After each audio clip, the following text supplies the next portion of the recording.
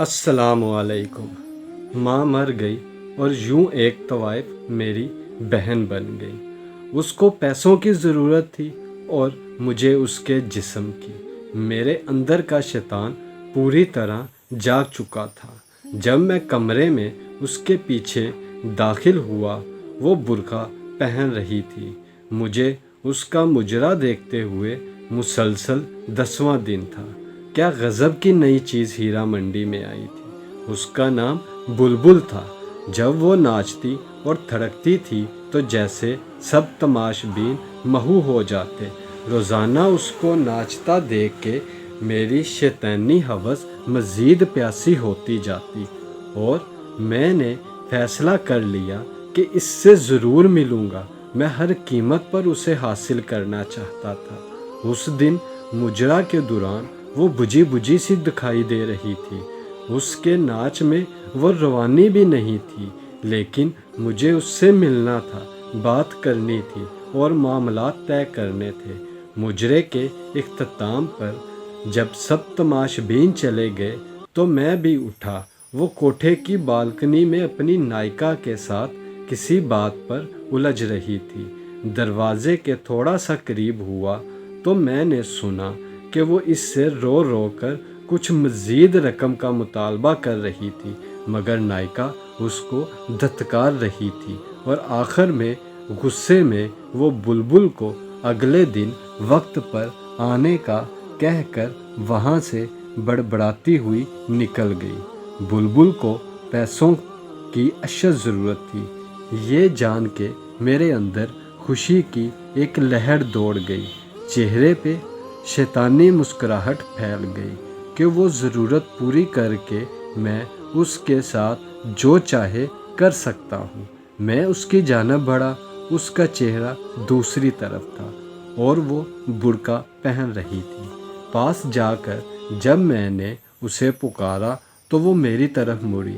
उसका चेहरा आंसुओं से तर और बर्फ़ की मानत ऐसे सफ़ेद था जैसे किसी ने उसका सारा खून निकाल लिया हो। उसकी ये हालत देखकर मैं चकरा सा गया और उससे पूछा कि क्या हुआ है, वो ऐसे क्यों रो रही है। मेरी तरफ देखते हुए वो चंद लम्हे खामोश रही और मेरे दोबारा पूछने पर घटी घटी आवाज़ में बोली, माँ मर गई है क्या। जब मुझे उसकी समझ नहीं आई तो वो बेइख्तियार रोते हुए दोबारा बोली कि आज मेरी माँ मर गई है। इस जवाब से जैसे मेरे मुंह को ताला लग गया। मेरी शैतानी हवस जिसको पूरा करने के लिए मैं उसकी जानब आया था, मुझसे मीलों दूर भाग गई। तो तुम यहाँ क्या कर रही हो, मैंने गुस्से और हैरत से उससे पूछा। कफन दफन के पैसे नहीं हैं मेरे पास, इसलिए मैं मुजरा करने आई थी, मगर नायिका आज पैसे ही नहीं दे रही।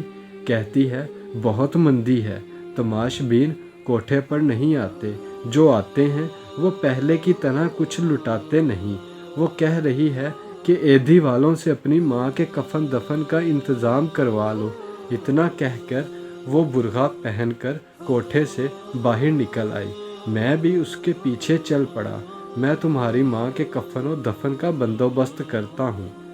वो चंद लम्हे मुझे मशकूक नज़रों से देखती रही और फिर खामोशी से मेरे साथ बैठ गई। गाड़ी टकसाली से बाहर निकलते हुए मैंने बुलबुल से उसके घर का पता पूछा। वो इलाका मेरे लिए नया नहीं था, कई बार मैं वहाँ से गुज़रा हुआ था। मैंने गाड़ी उस तरफ मोड़ दी। सारा रास्ता वो खामोशी से रोती रही। मेरे पास उसको तसल्ली देने के लिए अल्फाज भी नहीं थे। कुछ देर में हम बुलबुल के घर पहुंच गए। ये छोटा सा एक कमरे का घर था। सहन के बीच में चारपाई पर उसकी माँ की लाश एक गदले कंबल में लिपटी पड़ी थी। सहन में बल्ब की पीली रोशनी वहाँ बसने वालों और घर की हालत चीख चीख कर अया कर रही थी। चारपाई के पास दो बूढ़ी औरतें बैठी थी। एक की गोद में 7-8 माह का बड़ा गोल मटोल और प्यारा सा बच्चा खेल रहा था। आधी रात होने को आई थी जैसे ही बुलबुल घर में दाखिल हुई, वो बूढ़ी औरतें बच्चा उसे सौंपते और देर की आने की वजह से नाराज़गी का इजहार करते हुए वहाँ से रुखसत हो गई। बुलबुल बच्चे को लेकर कमरे की तरफ गई।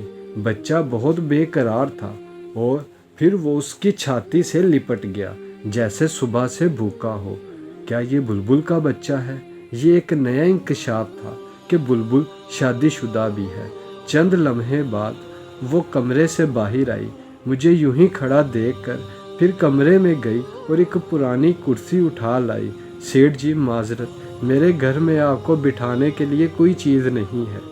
वो कुर्सी रखते हुए शर्मिंदगी से बोली। मैं सर हिलाते हुए उस कुर्सी पर बैठ गया। कुछ समझ नहीं आ रहा था, कहाँ से शुरू करूं? तुम्हारा असल नाम क्या है बुलबुल? बिलाखिर मैंने उससे पूछा।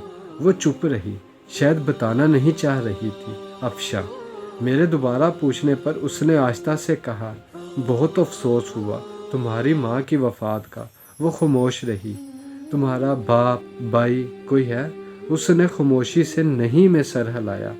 ये बच्चा तुम्हारा है? उसने फिर खामोशी से हाँ में सर हिलाया। तुम्हारा शोहर कहाँ है? चंद लम्हों बाद वो बोली, छोड़ गया। तुम हीरा मंडी कैसे गई?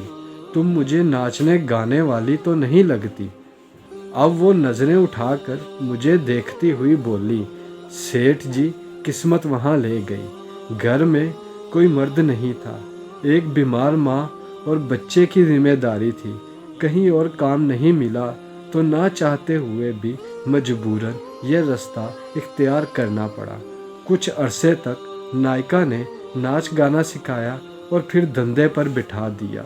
वो मुझे मुजरा करने के रोज़ाना 200 रुपये देती है और साथ में तमाशबीनों का बचा कुचा खाना, जो मैं घर ला के अपनी माँ को खिलाती हूँ और ख़ुद भी खाती हूँ।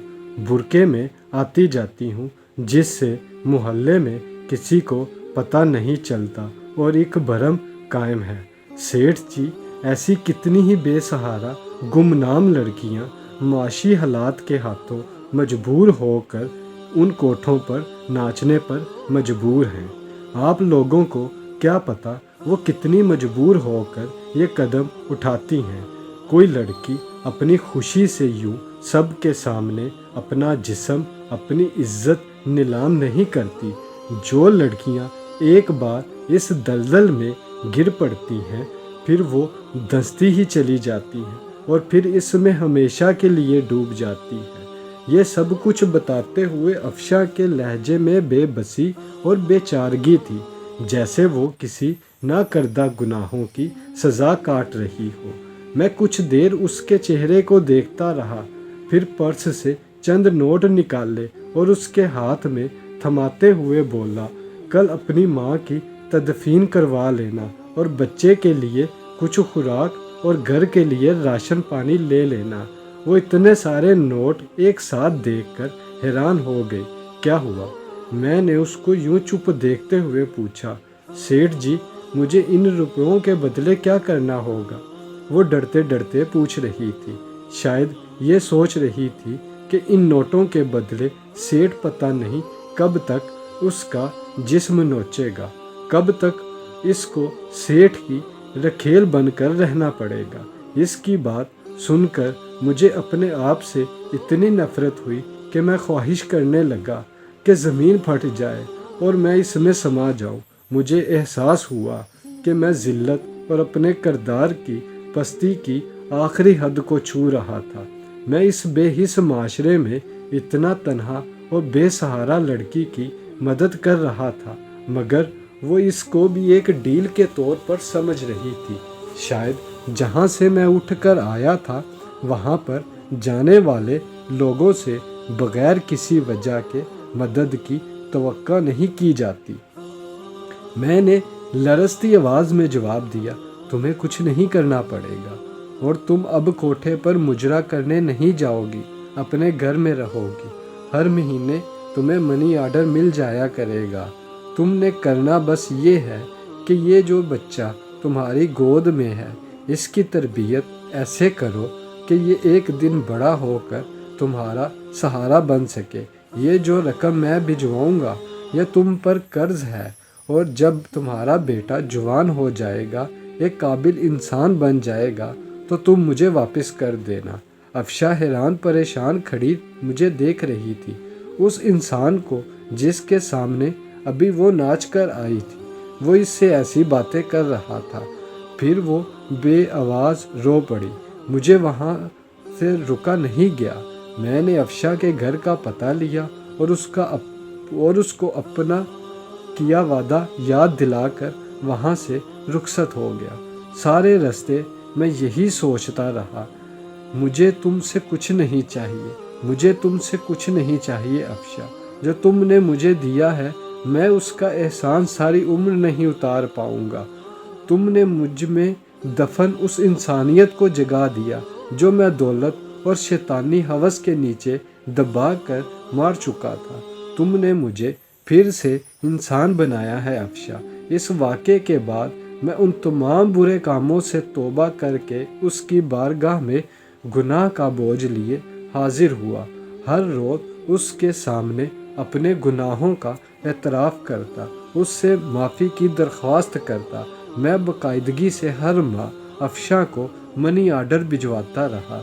कई दफ़ा दिल किया मैं उस मसीहा को मिल आऊँ जिसकी वजह से मुझे इन तमाम गुनाहों और बदकारियों से निजात मिली, मगर हर दफ़ा एक शर्मिंदगी आड़े आती रही कि कभी मैं अपनी शैतानी हवस के लिए उसका प्यासा था। और फिर वक्त गुज़रता चला गया, दिन महीनों में बदलने लगे और महीने सालों में तब्दील होते गए, मगर मैं अफशा को भूला नहीं था। वो भी मेरी तरह बूढ़ी हो गई होगी और उसका बेटा भी जवान हो गया होगा। पता नहीं किसी काबिल बना होगा, अपनी माँ का सहारा बना होगा कि नहीं। मेरे बच्चे जवान हो गए थे। ज़िंदगी उतार चढ़ाव के साथ मुसलसल चल रही थी। एक शाम छुट्टी के दिन जब मैं अपने घर में मौजूद था तो मुलाजिम ने आकर मुझे बताया कि एक औरत और उसके साथ एक जवान लड़का आपसे मिलने आए हैं। कौन है? मालूम नहीं साहब, पहली बार उनको देखा है। मुलाजिम ने मोदबाना लहजे में जवाब दिया। अच्छा, उन्हें ड्राइंग रूम में बिठाओ, मैं आ रहा हूँ। कौन हो सकता है? यही सोचते हुए मैं ड्राइंग रूम की तरफ बढ़ा। एक औरत पर नूर चेहरे के साथ सफ़ेद बड़ी चादर में खुद को छुपाए हुए हाथ में एक पुरानी सी डायरी लिए खड़ी थी, और उसके साथ अच्छे कपड़ों में मलबूस एक बड़ा हैंडसम नौजवान खड़ा था। उस लड़के को मैं जानता था, वो हमारे इलाके का नया डीएसपी अहमद था। सलाम सेठ जी, मैं अफशा हूँ और ये मेरा बेटा अहमद। जो ही उसने अफशा का नाम लिया, मेरे जहन में उसका माजी का चेहरा गूम गया। वो फिर मुझे पहचानने में देर नहीं लगी कि वो अफशा थी। आप मुझे पहचान गए ना? मैंने सर हिलाते हुए हाँ में जवाब दिया और उनको बैठने का इशारा किया। अफशा फिर अपने बेटे से मुखातिब होकर बोली, अहमद बेटा, यही है मेरे मसीहा जिनकी बदौलत तुम्हारी माँ गंदगी की दलदल में गिरते गिरते निकली, और यही है जो तुम्हारी पढ़ाई का तुम्हें यहाँ तक इस मुकाम तक लाने का ज़रिया है। मैं इनको जानता हूँ। अम्मी जान, इनका शुमार इलाके के मुअज़्ज़ज़ तरीन अफराद में होता है, मगर मैं ये नहीं जानता था कि मुझे इस मुकाम पर लाने में इनका किरदार सबसे अहम है। सेठ साहिब, जिस तरह आप हम बेसहारा और बेकस लोगों की ज़िंदगी में मसीहा बनकर आए, इसका एहसान हम कभी नहीं भूलेंगे। अहमद बड़ी मशकूर नज़रों से देखता हुआ बड़ी आजिज़ी से बोल रहा था। ऐसे कहकर आप लोग मुझे शर्मिंदा मत करें, मैंने अफशा की तरफ देखते हुए कहा। आज उसको पुकारते हुए बेइख्तियार मेरे मुंह से अफशा बहन निकल गया। मैं खुद हैरान था, मगर यह सच था। अफशा सोफ़े से उठी और आगे बढ़कर पुरानी सी डायरी मुझे थमाते हुए कहने लगी, सेठ जी, इसमें वो तमाम हिसाब दर्ज है। मेरी माँ की तदफीन से लेकर आपके आखिरी मनी आर्डर तक मैंने एक एक पाई का हिसाब रखा। آپ کے دیے پیسوں کا امانت کے طور پر استعمال کیا، اپنے بیٹے کو ایک قابل انسان بنایا۔ آپ نے مجھے 22 سال پہلے کہا تھا کہ یہ قرض ہے اور یہ تب واپس کرنا جب تمہارا بیٹا ایک قابل انسان بن جائے۔ کچھ لمحے خاموش رہنے کے بعد افشا پھر سے بولی، سیٹھ جی، آج وہ وقت آ گیا ہے۔ میں آپ کے احسانوں کا بوجھ تو میں نہیں اتار سکتی، مگر جو پیسے آپ نے مجھے دیے تھے میرا بیٹا وہ ضرور اتارے گا، اور آپ سے درخواست ہے آپ انکار مت کریں۔ میں افشا کو بڑی تحسین نظروں سے دیکھ رہا تھا۔ آخر اس نے وہ کر ہی دکھایا۔ یقیناً قول و قرار کو نبھانا، وعدے پر قائم رہنا ایک اچھے کردار کے حامل انسان کی بڑی نشانی ہے۔ یہ سب سن کر میرے دل میں اس کی عزت اور احترام اور بڑھ گیا۔ میں نے تم کو بہن کہا ہے افشا بہن، اور میں کیسے تم سے یہ پیسے واپس لے سکتا ہوں؟ مجھے یوں شرمندہ مت کرو۔ میرے رکے رکے الفاظ میں پیسے نہ لینے کی معذرت چھپی تھی، مگر وہ بضد تھی۔ مجھے اس کے سامنے ہار ماننا پڑی اور وہ تمام پیسے جو میں اس کو منی آرڈر کی صورت میں بیچتا تھا اس کو واپس لینے کی حامی بھرنی پڑی۔ پھر وہ دونوں مجھے اپنے نئے گھر کا پتہ دے کر اور آنے کی تاکید کر کے وہاں سے چلے گئے۔ ارم، میں نے تمہیں کسی سے ملوانا ہے، میرے ساتھ چلو گی؟ شام کو میں نے اپنی بیگم سے کہا، کیوں نہیں چلوں گی، مگر کون ہے اور کس سلسلے میں ملنا ہے؟ بیگم نے سوالوں کی بوچھار کر دی۔ میں نے روبی بیٹی کے لیے ایک لڑکا پسند کیا ہے، تم مل لو، اگر تم کو پسند آ جائے تو پھر اس کے بعد روبی سے بات کر لینا۔ میں نے مختصر لفظوں میں اسے وجہ بتائی۔ اگلے دن میں اور میری بیگم ارم ناز افشا کے گھر میں تھے۔ ارم کو بھی احمد بہت پسند آیا۔ ہم نے پھر افشا سے احمد اور روبی کے رشتے کی بات کی۔ افشا کو بھلا اس سے کیا اعتراض ہو سکتا تھا؟ وہ پھولے سے نہیں سما رہی تھی، اور یوں میری بیٹی کا رشتہ افشا کے بیٹے سے طے ہو گیا۔ وہ تعلق جو ایک طوائف اور تماش بین جیسے گندے رشتے سے شروع ہوا تھا، اس کا اختتام ایک نہایت مہذب رشتے کی شکل میں ہوا۔ یہ سچ ہے کہ ہر انسان کو قدرت سدھرنے کا موقع ضرور دیتی ہے۔ کبھی گندگی کے ڈھیر سے اس کو ایسا سبق سکھا دیتی ہے، کبھی دو بھٹکے لوگوں کو ملا کر سیدھے راہ پر لے آتی ہے، اور ساری زندگی اسی کے مطابق گزارنے کو فخر محسوس کرتا ہے۔